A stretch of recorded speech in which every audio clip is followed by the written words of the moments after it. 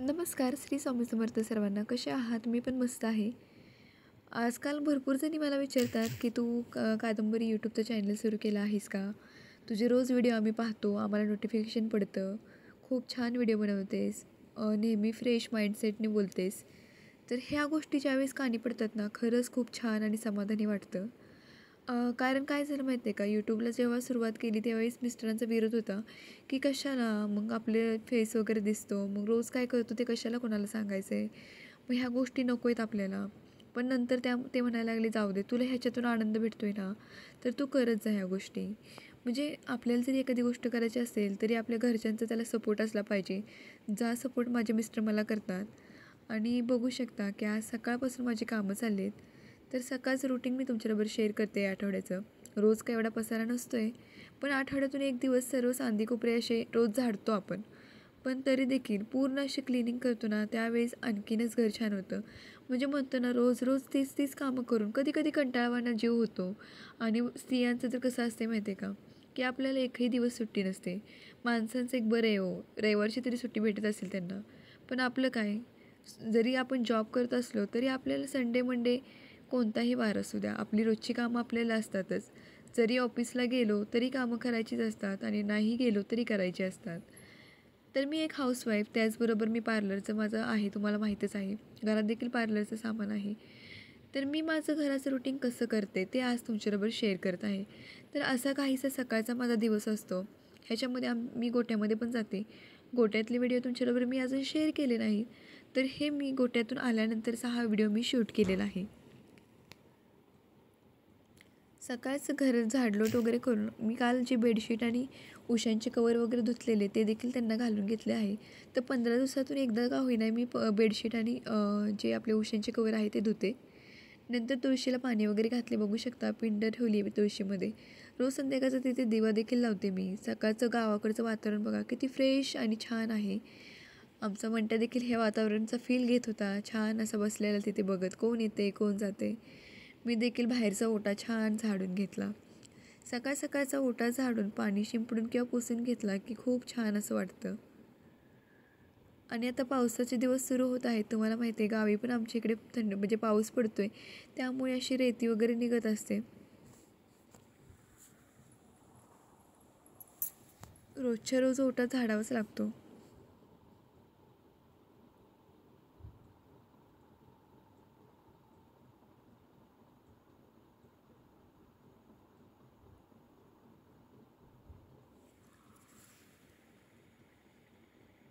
पण घरातल्या कामाबरोबर आपण देखील आपल्याला थोडासा तरी वेळ दिला पाहिजे.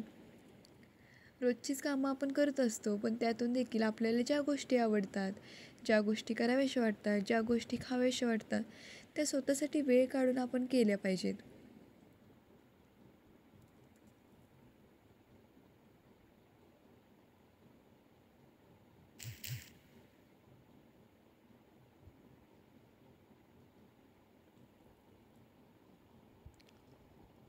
ओटा झाडल्यानंतर बघू शकता किती छान, स्वच्छ आणि क्लीन दिसतोय.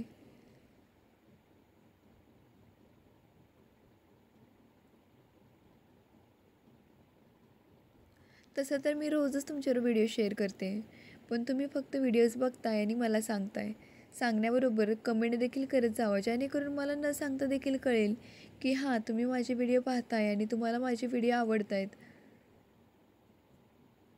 आता ओटा झाडल्यानंतर बघू शकता किती माती जमा झाली. मगाशी जरी ओटा क्लीन दिसत असला तरी एवढी सारी माती इथे जमा होते बघा. आणि रोजचीच माती आहे, काय असं नाही की काल मी झाडला नव्हता किंवा आठवडाभर मी झाडलाच नव्हता असं. तर रोज जरी झाडलं तरी मातीही होतेच. गावाला तुम्हाला माहिती आहे माती खूप असते.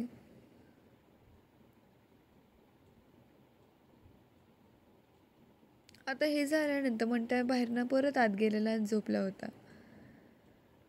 नंतर मी सर्व झाडलोट वगैरे करून अंघोळीला पाणी काढलेलं. अंघोळ केल्यानंतर केस आपण जेव्हा पुसतो ना, त्यावेळेस एकाच डायरेक्शनने चांगली पुसून घ्यायची व्यवस्थित. आता हा व्हिडिओ स्पीडमध्ये आहे, त्यामुळे तुम्हाला वाटत असेल खूप जोरात मी हे करते. पण एकदम स्लोली अशी केस आपल्याला छान पुसायची आहेत, जेणेकरून केस आपली तुटत वगैरे नाहीत. आज सवासण्या होत्या आमच्या इथे 2 ठिकाणी, सकाळी पण होत्या आणि संध्याकाळी पण होत्या. त्यामुळे केस धुतलेली आणि आजचा वार शुक्रवार होता. खूप प्रसन्न असं वातावरण होतं. तर तुम्ही बघू शकता झाडलोट झाल्यानंतर सर्व पसारा जो होता जिथलं तिथे ठेवलेला होता. आता सर्व ठिकाणून छान अशी लादी पुसून घ्यायची आहे. तर ह्या पाण्यामध्ये लादीचे मी काय टाकते, तर व्हिडिओ तर तुमच्यावर मी रोज शेअर केलेला होता 2-3 वेळा. तरी देखील सांगते, पाण्यामध्ये मी थोडंसं खडे मीठ, फिनाईल, थोडंसं गोमूत्र आणि चिमूटभर हळद टाकते. जेणेकरून आपल्या घरातील जी निगेटिव्हिटी आहे ती कमी होते आणि छान अशी लादी पुसून घेते.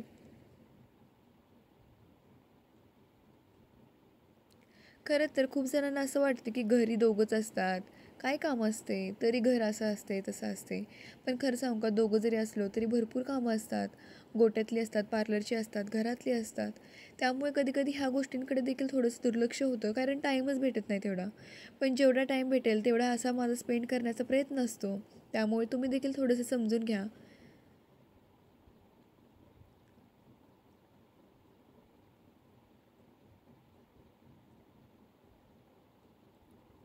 लाद्या वगैरे पुसून झाल्यानंतर म्हणजे गोठ्यातून येणार होते, त्यामुळे त्यांच्यासाठी म्हटलं नाश्ता बनवावा. त्यामुळे आज पोहे बनव म्हटलेले, पोहे बनवते आहे. पोहे फक्त पाणी टाकून स्वच्छ धुवायचं आणि पाणी काढायचं. जास्त वेळ पाणी ठेवलं की पोहे जे आहेत ते भिजून खूपच असे चिकटून बसतात, सुटसुटीत होत नाही. त्यामुळे पाणी टाकून धुवायचे आणि लगेच पाणी बाहेर काढायचं. आता कढईमध्ये थोडंसं तेल टाकायचं, मोहरी टाकायची, मोहरीमध्ये जिरे टाकायचे. हे छान तडतडायला लागले की त्याच्यामध्ये शेंगदाणे टाकलेत. आता सकाळ सकाळी कढीपत्ता घरामध्ये शिल्लक नव्हता, त्यामुळे कढीपत्ता टाकला नाही. आता शेंगदाणे छान भाजले की ह्याच्यामध्ये बारीक चिरलेली मिरची आणि बारीक चिरलेला कांदा टाकायचा. आता कांदा पोहे म्हटल्यावर अर्थात कांदा तर पाहिजेच, नाही का.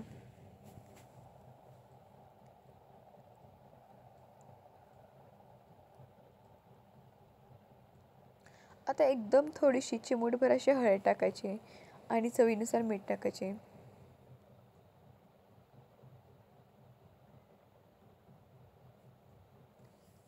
त्याचबरोबर ह्याच्यामध्ये आपण जे पोहे धुतलेले ते टाकायचे आहेत आणि छान असं परतायचे आहेत. बघू शकता किती मोकळे आणि सुटसुटीत पोहे आहेत आपले. जर पाणी ठेवलं असतं तर पोहे अशी सुटसुटीत झाले नसते.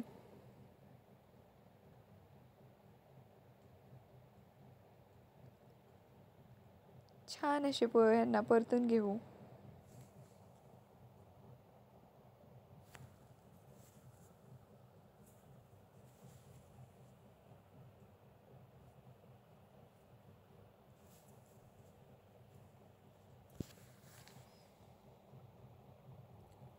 पोहे छान परतले की मस्त गरमागरम खायला घेतले. तर बघू शकता कसे आहेत आपले गरम गरम पोहे.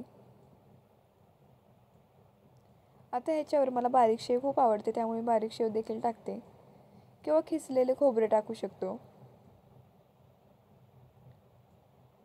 पोहे वगैरे खाऊन झाल्यानंतर दुपारची सर्व कामं केली, स्वयंपाक केला, भांडी धुणं झालं आणि नंतर संध्याकाळी 4 नंतर दळण करायचं होतं. ही बाजरीचं दळण मी करत आहे. बाजरी स्वच्छ नीट केलेलीच होती, त्यामुळे एवढी काही घाण नव्हती याच्यामध्ये, तरी देखील थोडीशी पाकडून घेतली.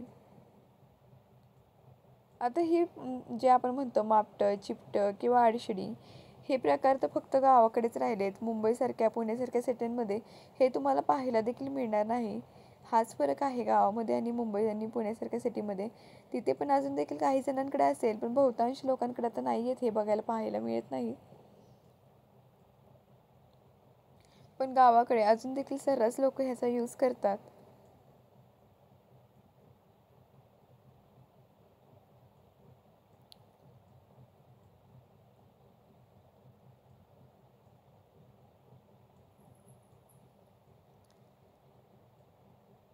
जुनं ते सोनं म्हणतात ना, ते हेच. कारण बघा ना, माणूस हा किती विचित्र प्राणी आहे ना. जेव्हा चूल होती त्यावेळेस म्हटला कामं लवकर आवरत नाही म्हणून गॅसचा वापर केला. आता गॅस आहे तर गॅस आरोग्यासाठी चांगला नाही आहे म्हणून चुलीवरचे पदार्थ खाण्यासाठी एक्स्ट्रा पैसे देऊन का होईना ढाब्यावर आणि ह्याच्यावर चुलीवरचे पदार्थ द्या म्हणतायत. त्यात आपली काही चूक नाही आहे. जसं प्रगती होईल तसं आपण प्रगतीकडे पळतोय. पण प्रगती झाल्यानंतर त्याचे काहीतरी साईड इफेक्ट पण आहेत. हे ज्यावेळेस जाणवत आहेत त्यावेळेस असं वाटतंय की जुनं ते सोनं. आता पितळेची पितांबरी मी घेतली आणि जे देव आहेत ते देव स्वच्छ पाण्यात आपण धुतोच, पण आठवड्यातून एकदा नाही का असे पितळेने धुतले की देव अगदी चकाचक होतात. तर ही झाली पूजा. हा व्हिडिओ जरा मागं पुढे झाला आहे, सकाळचीच पूजा आहे. दिवा वगैरे लावला आहे बघू शकता. संध्याकाळी दिवा लावला परत. नंतर संध्याकाळी आमच्या इथल्या ताईंच्या सवासण्या होत्या, तिथे आम्ही गेलेलो. तर तिथे बघू शकता छान जेवण वगैरे वाढलं आम्हाला.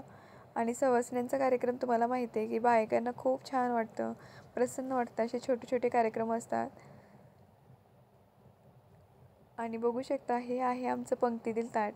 गावाकडे जी मजा आहे ना ती खरंच बाहेर नाही आहे. का म्हणते तर हे बघू शकता तुम्ही, सगळे मिसळून एकमेकांशी गप्पा मारत जेवतात. आणि हा आनंद आहे ना म्हणजे मोठ्या मोठ्या 5 स्टार हॉटेलमध्ये पण नाही आहे. तर आजचा व्हिडिओ तुम्हाला कसा वाटला नक्की सांगा.